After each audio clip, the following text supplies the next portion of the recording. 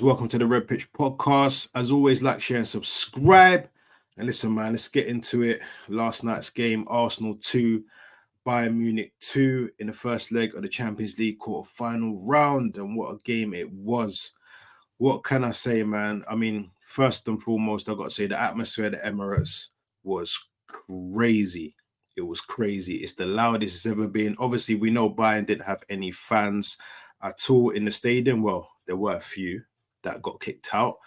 But I must say, the atmosphere, I was proud of the fans. We made it, we made it as loud as possible.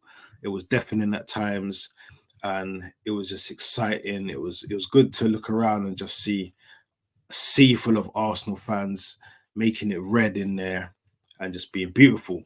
But listen, man, onto the game. In terms of the lineup, me personally, I wanted Tomiyasu to start at left back. I feel that Tomiyasu would have been best fit to keep up with Leroy Sané. Obviously, we know Sané is a very skillful player, very pacey, and he tends to cut in all the time. Now, the thing Arteta done against Liverpool last season, which surprised a few of us at the beginning of the game. When we played Liverpool, we beat them 3-2 at Emirates last season. He started the game with Tomiyasu as a left back. A lot of fans were like, what's going on here? But, as it kind of grew into the game, you knew Salah, he loves to cut in on his left foot. Tomiyasu, being a right-footed player, it was best to cope with that defensively, keeping Salah on his right and therefore nullifying him, cutting in all the time and taking shots, etc., etc. Now, I thought that he probably would have done the same with Leroy Sané, but no, he opted with Jakub Kiwior. Now, Kiwior, we know he's been solid this year, but I just felt this game wasn't the game for Kiwior, and which was shown.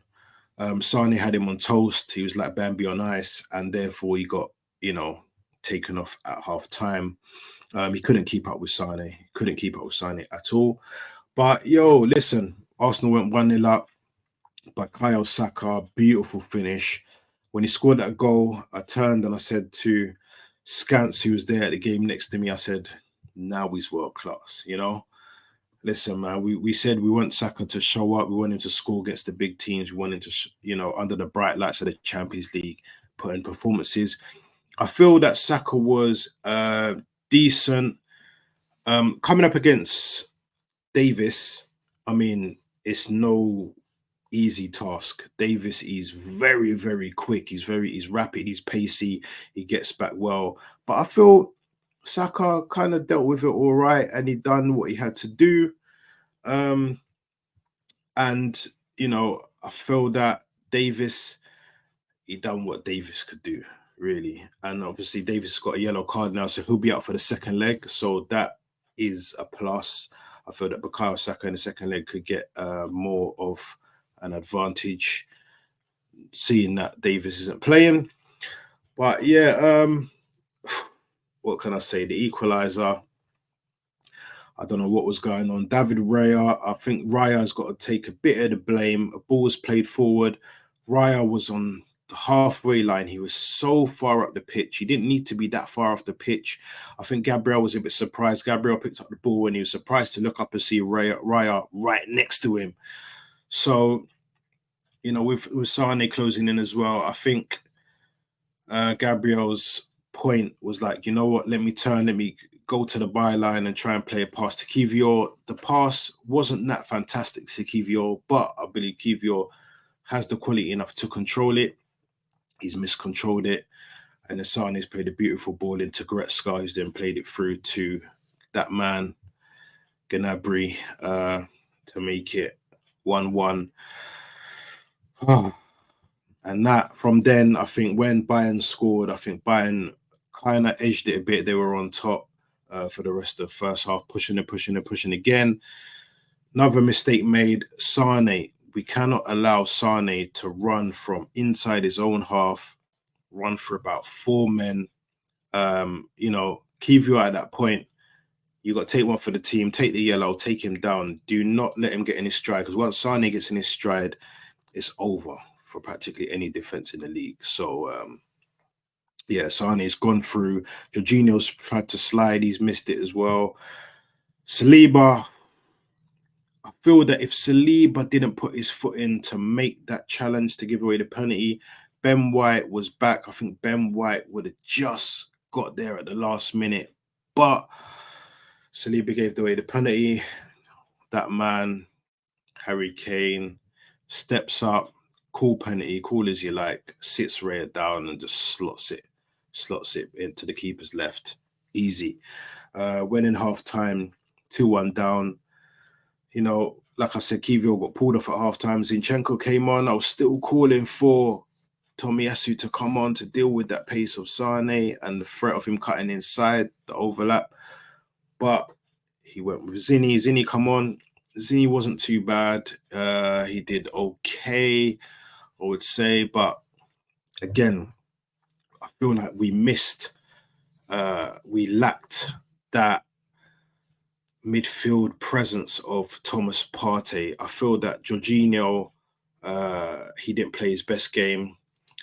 He slowed down the play a lot. And, you know, Partey, he as soon as Partey gets the ball, he makes progressive passes. He touches. He's always looking up. He's moving forward. Jorginho was more get the ball, look side to side, passing it side to side. Rice as well. I felt that Rice was okay in the game, but I think their midfield just nullifying our midfield. He made the changes, obviously. Jesus came on, Trossard came on, and I think that kind of changed the game for us. Every time Jesus picked up the ball, he was attacking, he was on, you know, he was making advanced runs, his trickery in and out. It was beautiful. It was beautiful. And I feel that Martinelli, I think he had a kind of a poor game yesterday. I don't feel that Martinelli can play with Havertz alongside him. I feel that Martinelli, if he has Jesus alongside him, them two, they combine so well, and Jesus tend to bring Martinelli into the game a lot more.